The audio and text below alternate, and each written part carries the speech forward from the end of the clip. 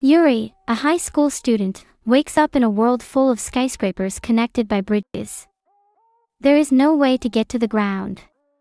People here are being hunted by mysterious masked men. Yuri has to find out how to get through this game, and how to leave this world. Yuri was at school, but suddenly finds herself on the roof of a skyscraper. There is no way she can call her parents. Only her brother Rika picks up the phone. He is surprised that the girl is in this world, too. He says that all the stairs are closed and there is no way down to the ground. Buildings are connected by suspension bridges. And then Yuri hears the girl screaming. The masked killer has caught up with the poor girl. But the brother says the masks don't kill, they only want to drive the victim to despair and make her jump. In desperation, the cornered girl jumps from a skyscraper. Rika is about to save his sister, but it's too late. The masked boogeyman has already snuck up on her. With a katana, he throws the phone from the skyscraper and cuts off Yuri's communication with her brother. She runs to the suspension bridge, but it is too frightening to walk between the skyscrapers. A mask with a katana catches up with her at the end of the bridge. The girl is desperate, but a shot rings out. A police officer has shot the maniac, and he sways and falls into the abyss. She's not alone now, is she? That's when the officer pushes his partner off the skyscraper. He wanted to be alone with the schoolgirl, so he orders Yuni to strip. With a katana, he cuts off the buttons one by one and exposes the schoolgirl's breasts. Then he orders Yuri to take off her panties. Yuri notices the gleam of a scope on another building. The sniper mask shoots the cop, but the second shot is meant for the girl. She hides behind a corner just in time. Yuri searches the lying policeman. The sniper waits, but the girl sets the corpse on fire as a distraction and escapes over the bridge. And the sniper pulls a picture of Yuri out of his pocket. Could it be her brother? The girl seems to be safe on another building. But there's a bloody maid in a mask waiting for her. Yuri finds the cop's gun, but the schoolgirl is afraid to shoot a live person. What if the maid lets her go? No, she just takes a run up and jumps between skyscrapers. Yuri shoots. But she can't hit the mask, but the maid isn't going to attack. Yuri realizes that the maid is encouraging her to commit suicide, so she backs up to the edge of the skyscraper. The girl says goodbye to life and jumps off.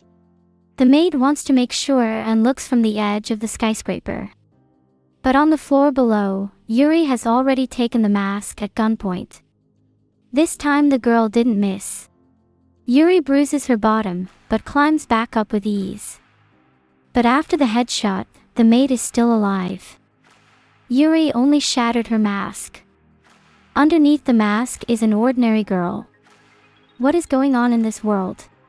The maid asks the schoolgirl to stay away. Her brain is still under control and she obeys commands. The maid advises Yuri not to look at the reversal of the mask. That way she too will be taken under control. And then the maid receives a command to self-destruct. She wishes the girl good luck and jumps off the skyscraper. Fatality. Yuri is in shock. The girl can't believe she shot a living person. She has a lot to learn in this world, but it's clear that the masks are not the enemy. They are ordinary people, and the real enemy is the one who gives the commands. She will survive. Especially since she has the scythe of a maid. Just thinking about food, Yuni discovers a backpack full of supplies. After snacking on onigiri, the girl moves on. Crossing the bridge, the girl spots a helicopter. But the rope on the bridge breaks. At the last moment she manages to catch the cord with a scythe. Once inside the skyscraper, Yuri sees the corpse of a young girl. So a mask with a gun wanders nearby. A note sticks out of the dead girl's pocket. Regular helicopter transports. Anyone wishing to leave this world must go to the heliport, but only one person a day is picked up. And then Yuri hears gunshots. However, instead of a mask with a gun, he finds an ordinary schoolgirl threatening an unarmed man. And then a gunshot is fired. It was Yuri who knocked the gun out of the girl's hands. Too bad the assailant had a knife. That's the last thing the poor guy saw. The chick is sure Yuri won't shoot her. Yuri's hands are shaking. Mayuko has guessed the weakness when Yuri didn't shoot at the target right away. Now she will have to deal with the uninvited guest. Yuri says in tears that this is not right. But Mayuko is sure only determination will get her out of this world. After all, a helicopter is already taking off on the top floor. The girls are ready to part ways, but a masked sniper shows up. Just before the rifle is fired, Yuri knocks Mayuko out of the shot. The new acquaintance is surprised that a second ago Yuri was sobbing, but at the first danger she pulls herself together. Yuri shoots back at the assassin from around the corner. But the sniper is not going to come out. With an accurate shot, he throws the knife away. Or was he planning to ricochet? Mayuko recalls that since childhood she has had enemies around her. So she quickly accepted the rules of the new world and began to kill. Gritting her teeth, she suggests that Yuri run to the helicopter together. She has a plan. As the mask follows him to the stairs, a grenade falls at his feet. Boom! He's definitely finished. All that's left at the broken window is blood and a hat. Yuri is thankful for the grenade spent for her. But she recently saved Mayuko. So she repays the favor. Suddenly Yuri realizes that her brother had the same hat. Mayuko asks her to run to the helicopter, but to give up the only seat. Yuri agrees on a condition. That in the real world Mayuko would give these documents to Yuri's parents. Without her brother, she can't go back. But then Mayuko hears a strange sound. Could it be a helicopter again? The girls run towards it, not realizing that the masked sniper is alive and hiding around the corner. When the girls arrive at the helipad, they see the helicopter flying away at sunset. In desperation, Yuni shoots after him.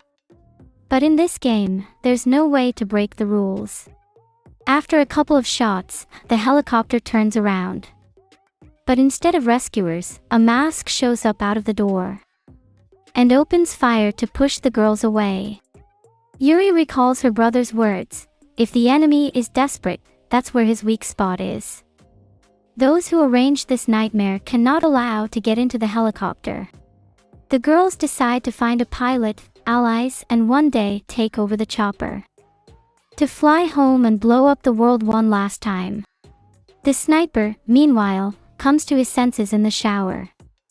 You can see that his mask is full of electronics. On her orders, he goes out hunting again. But because of the crack in the mask, he regains some control. And the sniper's mask remembers that he has to do something. A passing hunter is ordered to kill the out-of-control man. He swings his axe, but the sniper is faster. Yuri recalls staring out the school window. Considering the tallest tower, she immediately found herself in another world. But that tower is here, too. The girl had just woken up, but her new teammate had disappeared. All she had left was her backpack and boots. But the gun is missing. At the window, Yuri notices a masked madman walking toward her. She runs away screaming. When Mayuko came out of the bathroom, her partner was gone for some reason. Yuri crosses the suspension bridge with ease. But the masked madman spots her. And he is not alone. In the darkness, the killers didn't notice the slash-cut cable. And the masked girl hangs from the bridge. But the masked madman clips his companion's fingers. Yuri is left with a police revolver. But it misfired, it jammed. The only thing left is to run away from the two masks. At the last moment, Mayuko appears behind the pursuers. She fires her last rounds, but the masked madman covers himself with a companion. He immediately attacked the shooter.